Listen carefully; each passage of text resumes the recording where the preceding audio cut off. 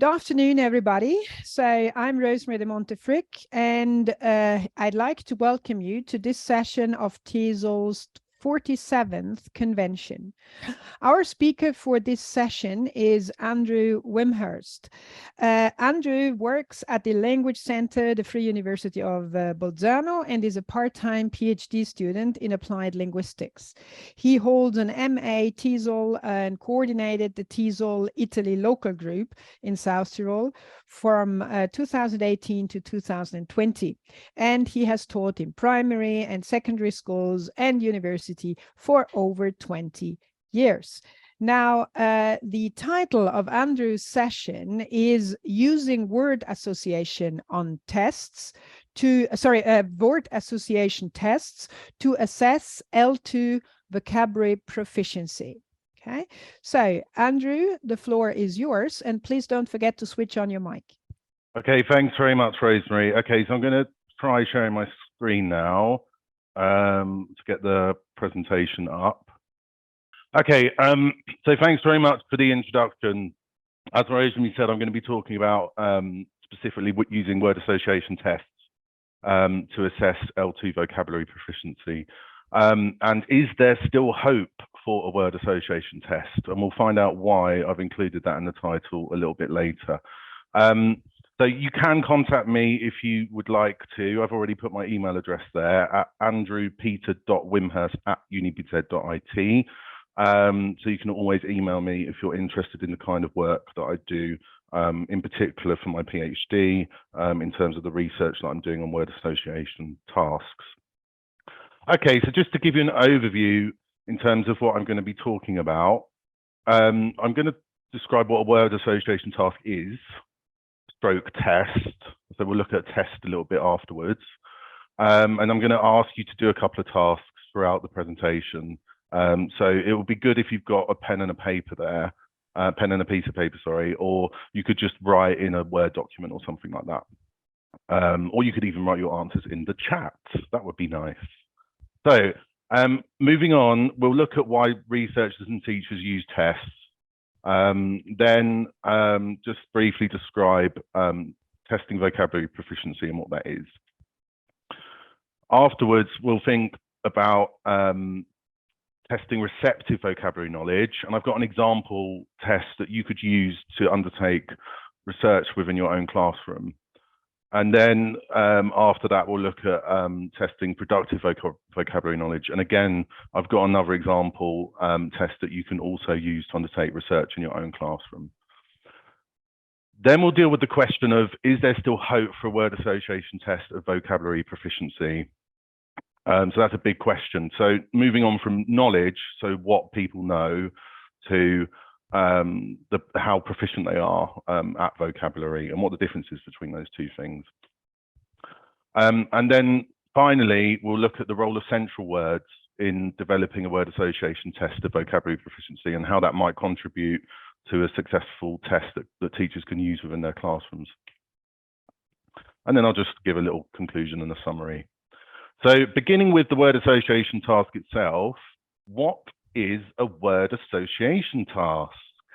Okay, well, they've been around for a long time. They've been around for over 100 years. The late 19th century was the first kind of time that they started to appear. And they were first used in psychology and then branched over into linguistics, sort of a bit later on, around the middle of the 20th century. And since the 1970s, 1980s, they've been used in second language research. And a word association task typically involves presenting a cue and asking participants to respond with the first word that comes to mind. And that is exactly what I'm going to ask you to now do. So I'm going to show you 3 cue words. And when you read that cue word, I want you to write down the first word you think of, okay? So here are the words on the left, and I want you to write down the response. I'll just give you a minute to do that.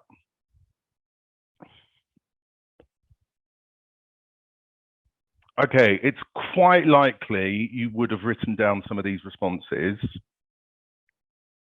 So for the word black, it's quite likely, but not definitive, that you would have written down the word white. Man, you might have written down the word woman. You might not have done. On authority, you might have written down the word government. So typically for white and woman, if I were to give black and man as keywords to 100 people, I'd expect to see about 70 that would give me the response white and woman. So these are high, these have a high forward strength, what we call a high forward associative strength. Now, if I take what we call a lower frequency word like authority as a keyword, then I see a bigger spread of distribution across the associations. So I don't have one dominant response. I've given government as an example. You might have put police. You might have put something very different. And this is what we call then a low forward strength. So these kind of keywords tend to have many different responses. If I gave 100 people, you see lots of different responses in comparison. So a word association task is as simple as that. And you can collect lots of rich data very quickly. So for example, if I had 100 participants in a lecture hall and I gave them 100 keywords, they would finish that in about 15 minutes if I did it written form like this. And I could then collect, as a researcher, I'd get about 10,000 word associations very, very quickly. So it's a very good, efficient way to collect lots of rich data. Also, associative retrieval, both as an aspect of lexical knowledge and as a means of investigating automaticity, has direct relevance to our understanding of language acquisition and processing. So arguably, word association tasks are very quick, easy to administer, and they might give us a window or an insight into the structure of the mental lexicon. That's the idea. That's what researchers have been hoping for. There are variables which we know influence response behavior. So the word frequency of the cue, as demonstrated, so with the word black or man, they're higher frequently occurring words compared to a word like government or authority.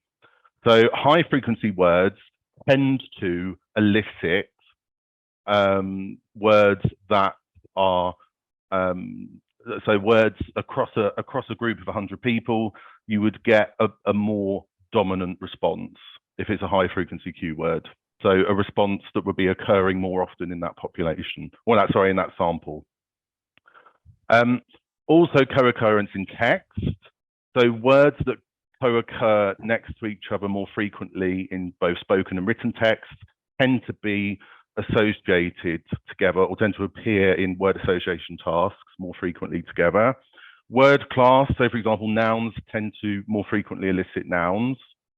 And method of administration, so if I speak the keyword or write the keyword down, does that have an influence on response behavior?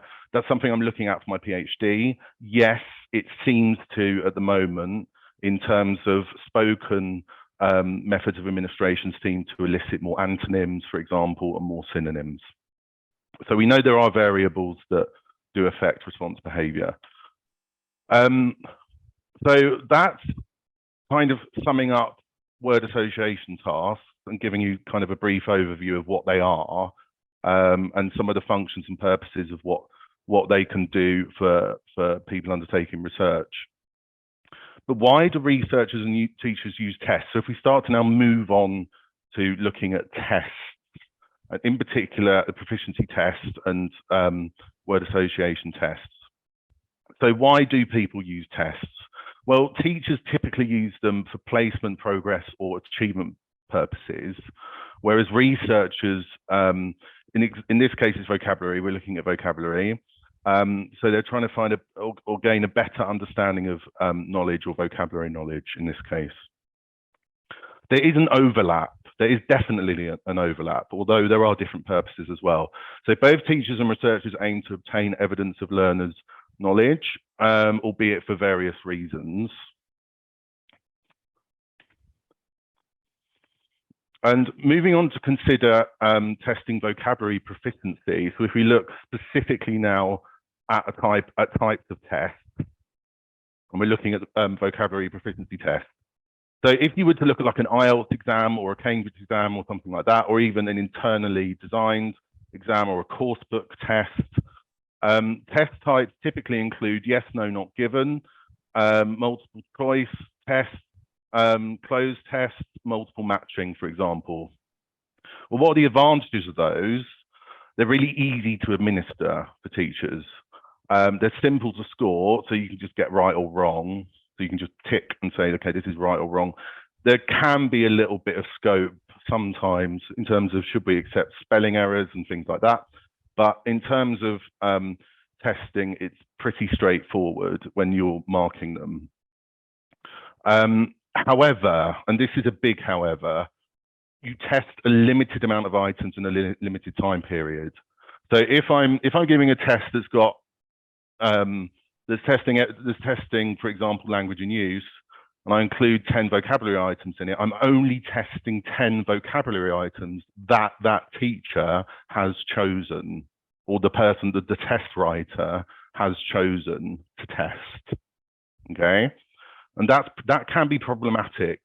There's also a higher risk of guessing. So, for example, in a multiple choice task, if I've got 3 distractors or 3 choices, then there's always for each one, there's always a 33.33% of chance of guessing, for example. So there's always a risk of guessing in there.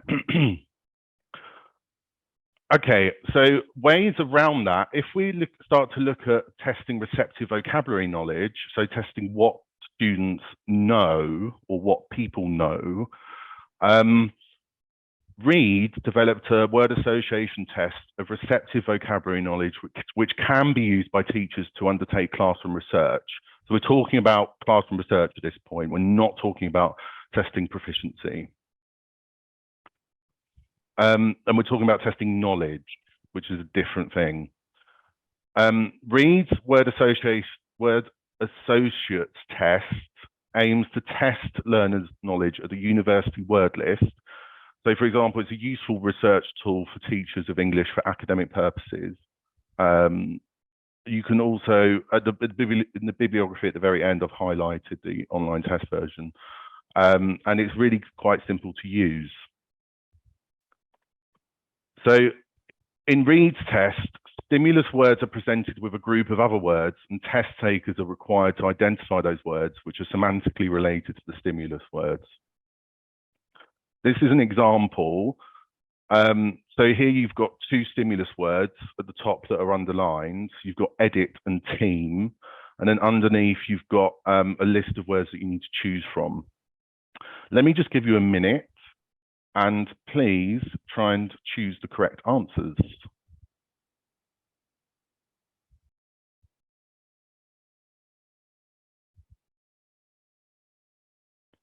Okay, so these are the answers that I pulled out. So you might have got film for edit, publishing, revise, and text. I think revise is a bit of a tricky one.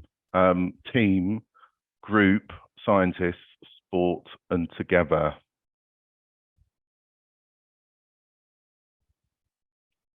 Okay.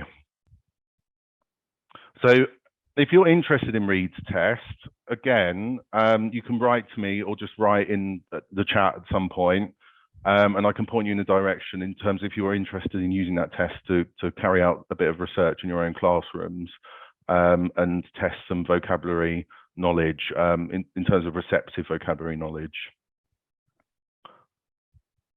We're going to move on and look at a test of productive vocabulary knowledge. I'm going to focus on this one in a bit more detail, and it's just because I've got experience of implementing this in a research setting. And I found it was a very useful test.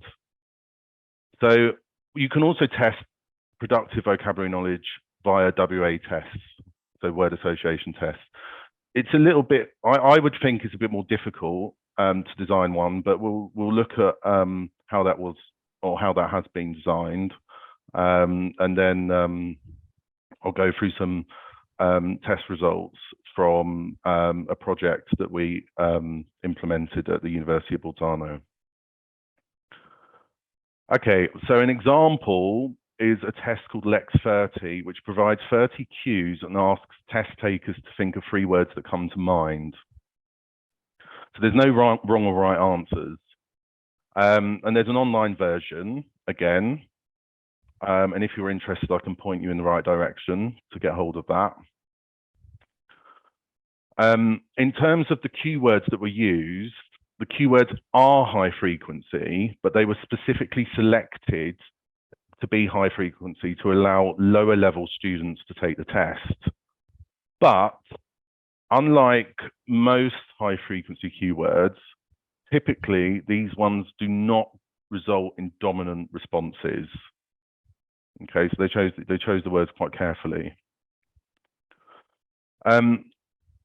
Once the test is completed, so it's very easy to administer, it's a bit more difficult to score. What happens is you have to take the words and then lematize them and score them according to their word frequency. And I'll just give a little example of how to do that. So just to get you to do the test, you can have a little go. On the left, you've got the keywords. I've highlighted one word in yellow there, which I'll explain afterwards as to why. You've got the keywords on the left, so you've got attack, board, and close. And I'd like you to try and write down 3 responses for each keyword. So here's an example of a test taker, i.e. me. And you can see, for example, we've got at the top the keyword attack, and one response could be war, the second response could be gun, and the student might have written guns. Now, if we're lemmatizing the words, we need to get rid of all the derivational and inflectional suffixes or affixes. And that would mean that guns would not count. So you just get 1 point for the word gun, and you would not get a point for guns. If and only if you would get the point if the keyword was then, once it's been lemmatized, sorry, if it appears in outside of the top 1,000 words in terms of word frequency, and that's how it's scored. So it's not that, it's a little bit tricky to score, but it's very easy to administer. I've highlighted close because I think you can also say close. And when I saw it, I felt that was a homograph. And that's a tricky word to use as a keyword. You need to be very careful with them. So it's possible that, I'm not sure if Paul Mira and Fitzpatrick, maybe they developed, I know that they developed a later version of the test and they might have looked at that and taken that keyword out. I'm not sure. I would expect the word by not to get a point. It's probably in the top 1,000 high frequency words. So there's no wrong or right answers, if that makes sense, in terms of the student's perspective. Not really, they don't know, but they're just told, write down what you think. And so the advantage of this is it's testing the idea is it's testing the breadth of knowledge in terms of from the student's perspective, from the test taker's perspective, rather than a yes, no, yes, no, not given, or those kind of tests that are put together by test writers and teachers, where they are selecting these 10 items. And if those aren't in your vocabulary, then you're going to find it difficult. So that's a big advantage here. This is an example of what the test actually looks like on paper. So it's really easy for participants to fill in and complete.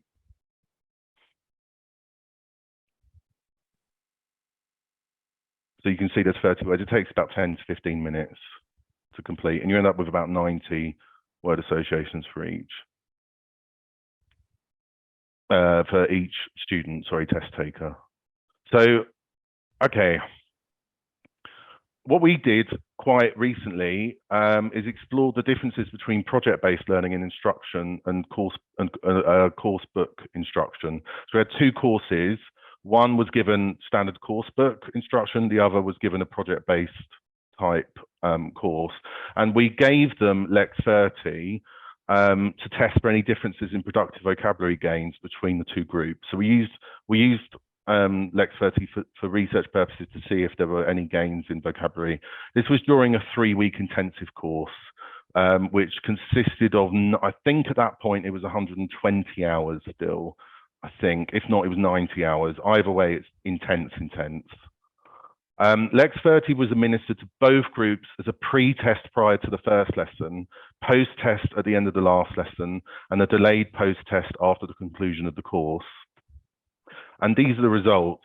So that looks interesting. What is that, you might say? There's two big boxes. Right, these are box plots, and I had to look them up online to understand how to interpret them. So, but they're actually pretty simple to interpret. And what you can see is on the left, I think that's right, on your left, you can see the control group, which was the coursebook group. And then you've got the pilot group on the other side, which was the project-based learning group. The good thing is those columns represent each test, and you can see that the shape of them, if you look at their shape, as you go along from test 1 to test 2 to test 3, you see a shift in particular between test 1, column 1 and column 2, which is representative of vocabulary gains. So we did see vocabulary production gains across the two groups. And we didn't see much attrition after 1 week. So we did a post-course test as a test for vocabulary attrition to see if how much that was going on. And between the two groups, we didn't see much difference. In the third column, that was quite similar. So you can see then there was also, we didn't find a significant difference between the two groups in terms of vocabulary gains. So it didn't seem to make much of a difference if you gave them project-based learning compared to a course book. But there might be different reasons for that. Possibly because it was just a 3-week intensive course, I'm not too sure. Maybe if it had gone on for longer, that might have been different. But anyway, but that's what we found. So, okay, but can we use word association tests for vocabulary proficiency? And this is problematic, but I think it's possible. In a WA test of vocabulary proficiency, test takers are not looking for correct or wrong answers. So there's no guessing, then there's no risk of guessing as such. And that is a big advantage of using these kind of tests. Also, the WA test format suggests that there might be something of a connection between psycholinguistic knowledge and more general proficiency in a foreign language. And furthermore, Walter he did try and develop a WA test of proficiency. He found moderate support for the test and that there were 3 primary areas in need of development. But this is now 20 years ago, and there's been a lot of advances in the way we look at word association task results. He found there were a couple of prompt words that were problematic, so keywords. So he found screening prompt words was tricky and something that needs to be considered. He found the scoring system was difficult to implement in terms of not just, so with those word association tests of knowledge where we're saying, what do you know? In a proficiency test, we're benchmarking it somehow. We're comparing it and saying, okay, this is how proficient this person is at this. And so you need to score it very carefully then. And that meant assessing proficiency was a tricky thing. But there were some positive aspects that came out of that paper. I think that we can develop a test, and we might need to change the way we look at word associations. So conventionally, what we do, for example, if we take the word black, white, a very conventional way of categorizing the relationship between the cue word and the response is to describe it semantically, say, okay, this is a meaning-based word association. And so we're just looking at the cue word and the response and that associative link. So it's a very one-way. You can also look at it bidirectionally or two-way link, and then we categorize it. Man and woman is the same. It's a meaning-based response. Book case is different. It's a position, probably a position-based response. So syntactically, if a word follows another word in a sentence, then we tend to, or comes before a word, then we tend to categorize those as position-based responses. And you actually find, just interestingly, out of just something that I find always very fascinating, children, as they progress and acquire their languages, they tend to develop from what we call a form-based response, where the cue word and the response are very similar in their form. They begin there, then they progress to position-based, and then finally they reach a meaning-based response type. However, we could look at associative links differently, much more like this. That's a cool graphic. That's fantastic. I'm going to big up this graphic. It's not mine, so I can. This is a great graphic. So here you see something on the role of central words in developing a word association test of vocabulary proficiency. And I think here you can see we've got the word coffee down on the bottom right, and then you've got some kind of central words. You've got some strong associates. So you've got the word drink there, you've got water, you've got chocolate, you've got cookie. So you can see the bigger the word, the stronger the associate. And this very much is much more looking at vocabulary in the mind in terms of an associative network spread across the lexicon. So it's quite different to those sort of very much filed system type way of looking at the cue and the response that I showed you before, where you have the table and you just simply have one cue word, one response, one cue word, one response. So this is quite a different way of looking at it and modeling word associations. You can look at this link. I would highly recommend it. You could use it in class. It's called the Small World of Words. And what you can do is get your students, if you're interested, they can click on, they can put the word in. I don't have time to show you it, but they can click and put, click on the link there and, excuse me, they can go onto that website, put in a word, a cue word, and then it will show them all of the different words that are linked to that word. So you can do a lot with vocabulary there in terms, and I think you could exploit that for language teaching purposes as well. Both forward strength and backward strength words you can look at there.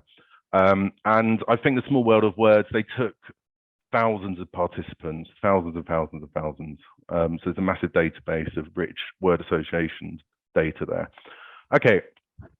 In exploring only the relationship between a cue and its observed responses, this research tradition has not paid sufficient attention to the wider lexical content within which words co-occur. So, for the future, I'm going to let you read that quietly yourself. It's quite long.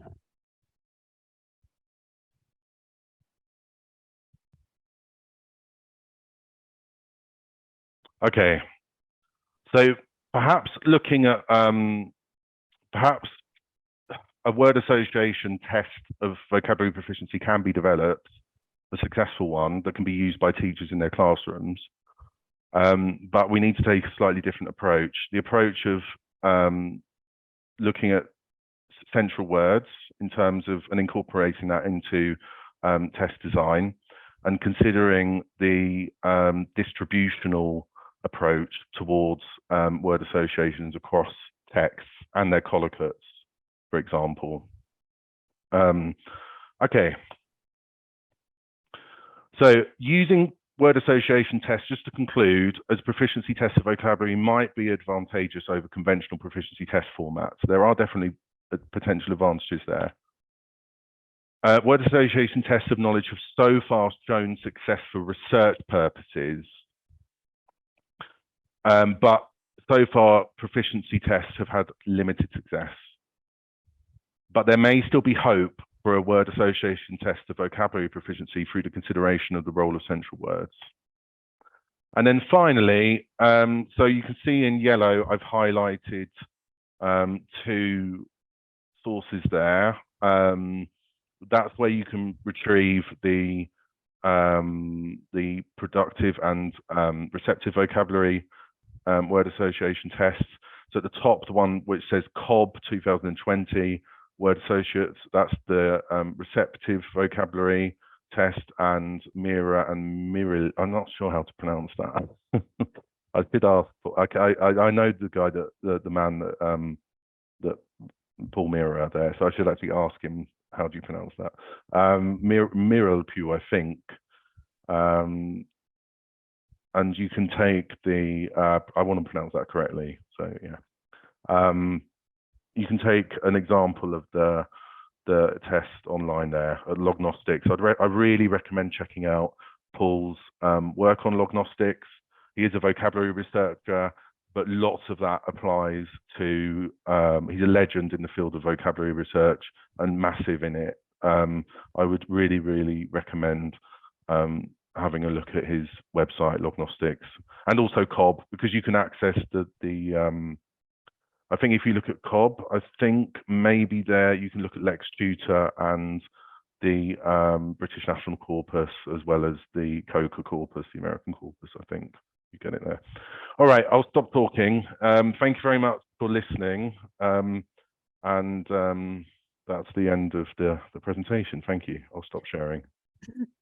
Thank you very much, Andrew, for taking us on this journey into word association testing. So it's time to take questions now. Are there any questions? If you could type them into the chat or into chat. So, Andrew. Okay, so there is one question here. Do you think teachers can somehow use WATs in classroom settings? So what would your, let's say, application be here? Yeah, that's a very good question. I think there's, I mean, I actually used to do it as a game with students where so you can definitely. I mean, if you're pre-teaching vocabulary, so for example, if you're going to deal with, you've got a reading task, what you can do if you've got some words that you think some of the students are going to know before you do the task, you could take them out and use them as keywords, and just do like a quick word association task, and then get students to compare the word associations that they've come up with. And then interestingly, what you can then do at a later point is use like a backward translation method, where you take the word associations that students have then come up with, maybe post task, and then use those as keywords, and see if the students go back to the original stimulus, or if they're going off to another keyword. And you could then use those words in a written production. This is something I would do. But you could then somehow use those words in a written production as kind of prompts and say, okay, we're going to do a free written production or spoken production task. You can make flashcards out of them. You could do loads of stuff like that. Student-generated flashcards, things like that. That's a good question. I've just seen it. Are there multilingual word association tasks? That is a very, very good question. There are tasks across. Sorry, Rosie, I'm just going into trying to answer this. There are tasks in different. So there are studies in different languages. In German, there's a lot of work in Germany on it. In fact, some of the original work comes from there. And then also, but I'm talking about L1, L1. I expect when you're saying multilingual, you mean jumping from the L1 to the L2 and stuff. Right, no, it's very limited. There's a lot going on in Japan as well, believe it or not. And also here in Italy, there's not much. There's 1 or 2 universities, but that's where it's L1, L1. But L1 to L2 or L3 to L2, there must be some. There's probably some, but it's very, very limited. There's not much, no. Mm-hmm. But there should be more.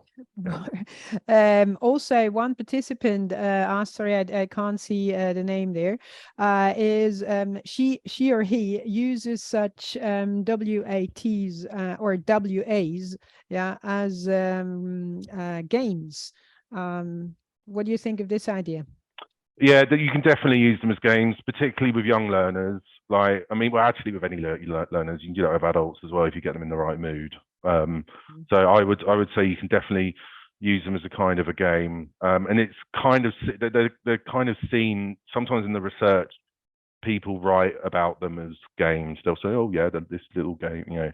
So there's definitely a game element to them, and you could bring in a kind of game thing where you decide how, you know, you could time it, how quickly they can associate and stuff. As long as it contributes to vocabulary learning, that's the important thing. But I think these things definitely do, but make it difficult.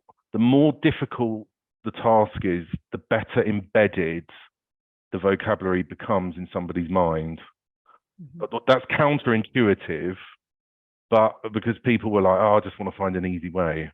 But like, the more difficult something is, not just vocabulary, but language learning in general, if you give them a difficult task and then test them 2 weeks later, they'll do better than if the task was easier and then test them 2 weeks later, because they had to cognitively process engage more. Yeah, exactly. Yeah. So I would make the cue words demanding. Yeah. May I come in here? I mean, as you have experience at primary school, middle school, high school, and also university level, would you say that at all levels, these WA tasks, whatever now, tests, games, or whatever, can be used in the same way, or have you experienced a certain age group that actually likes this more or less? What is your experience here? Because it's very rare that somebody comes with experience at all levels. Yeah. So. Okay. Right. So in terms of primary level, stroke kindergarten, kindergarten level, it would be difficult. So, and that's because the research shows that up until about 7 years old, kids will make one or two types of association.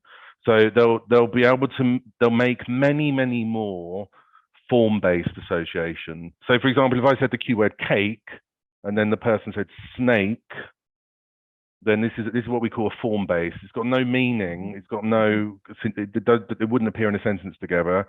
But it does have a phonetical similarity there. And you see kids produce loads of them.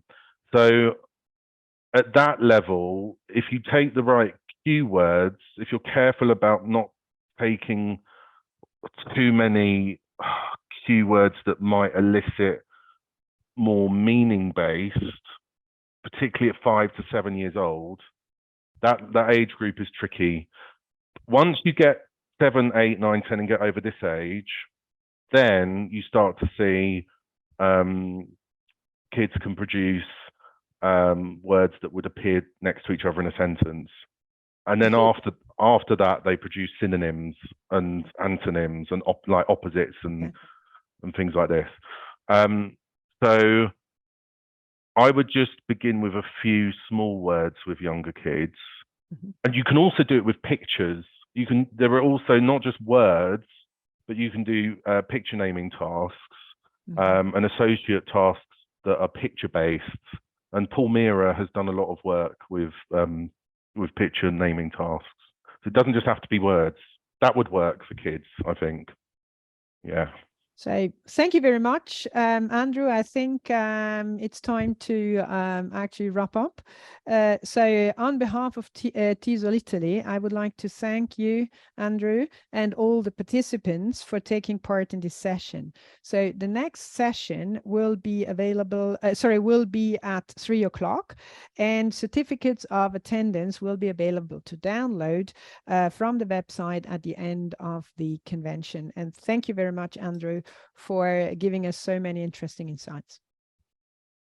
Thank you.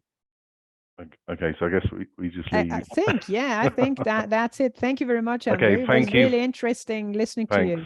Yeah. Thanks for helping and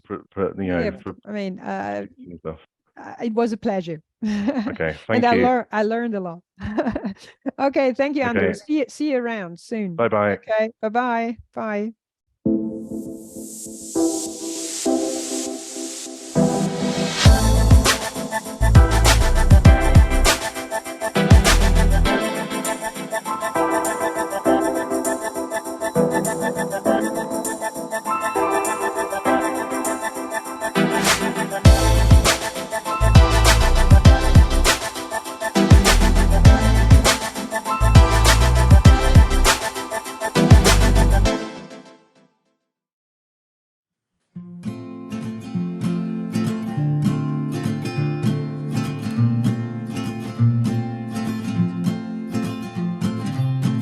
said that the road to happiness was long and winding.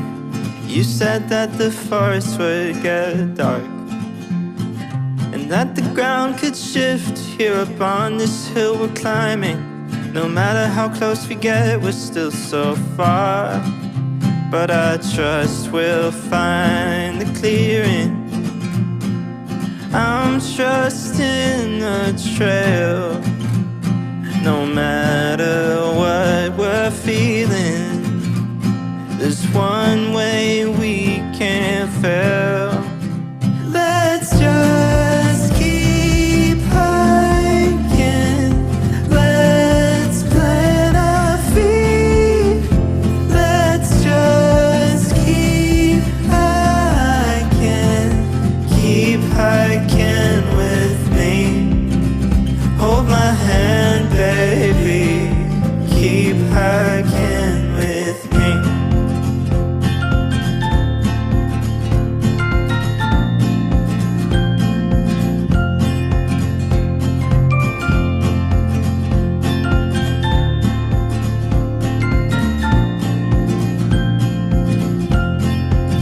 You said the road up to success was an impossible test unless we had some sort of map. And I could feel it in my chest just as our feet begged us to rest. I think this just might be the end of that. But I said I trust we'll find the clearing. I'm trusting the trail. No matter what we're feeling, there's one way we can't fail. Let's just keep hiking. Let's plant our feet. Let's just keep hiking. Keep hiking with me. Hold my hand, baby. Keep hiking.